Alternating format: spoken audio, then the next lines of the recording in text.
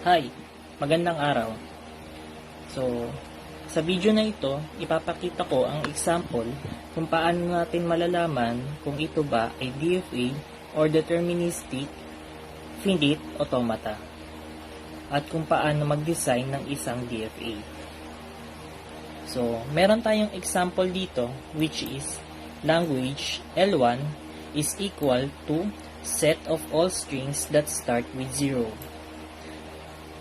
At kailangan natin mag-design ng DFA or deterministic finite automata.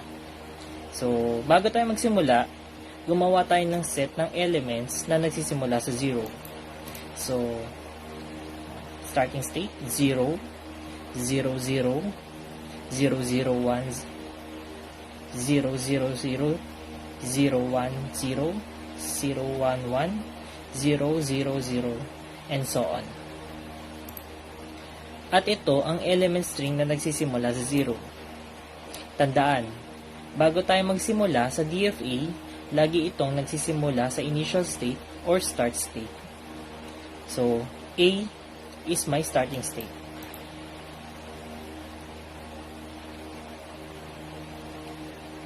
Tignan natin kung anong mangyayari kapag nag-input tayo ng 0 or 1 sa state A or sa starting state natin.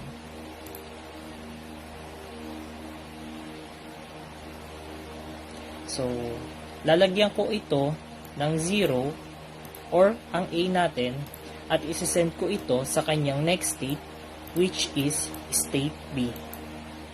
At lalagyan ko ito ng pangalawang circle at kapag nakita natin ang dalawang bilog na nangangahulugan, ito ay isa ng final state.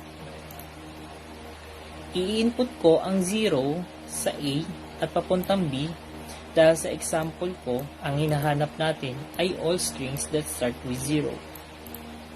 Kaya nangangahulugan ito na ang A ay nag-i-start sa 0 at papuntang B which is the final state.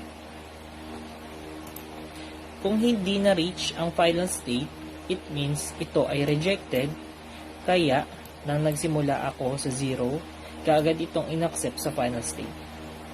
Dahil kagaya ng example question ko kanina, all strings that start with 0. Pagkatapos natin ma-reach ang B or final state, pwede kong i-input ang 0 or 1 since ito naman ang final state. So, paano natin gagawin? Maglalagay ako ng self loop sa final state or at dahil final state na siya, pwede siya maging 0 or 1. Dahil ang hinahanap lang natin ay 0 at nakuha na natin ito sa state A to B. At kapag na-reach na niya ang final state, hindi na importante kung ito ba ay 0 or 1 dahil ito ay accepted na. So, paano naman kung ang A ay nag-i-start sa 1? Ito ba ay i-accept sa final state? Ang sagot ay hindi.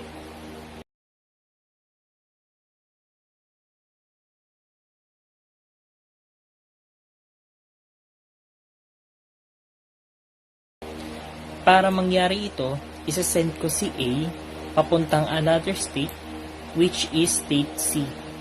At ilalagay ko dito ang 1. Pagkatapos ma-reach si state C, mag-i-input ako ng self loop dahil ang in-input ko sa state C, it stays in state C, whether it's 0 or 1.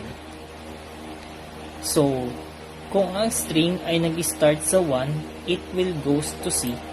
Pagkatapos niya, ma-reach si C, whether 0 or 1.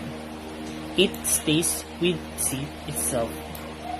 At hindi na niya marireach ang final state which is state B. Sa ganitong state, tinatawag siya na isang dead state or trap state. Kaya siya tinawag na dead state dahil hindi na niya marireach ang final state which is state B. Dahil state B is double circle.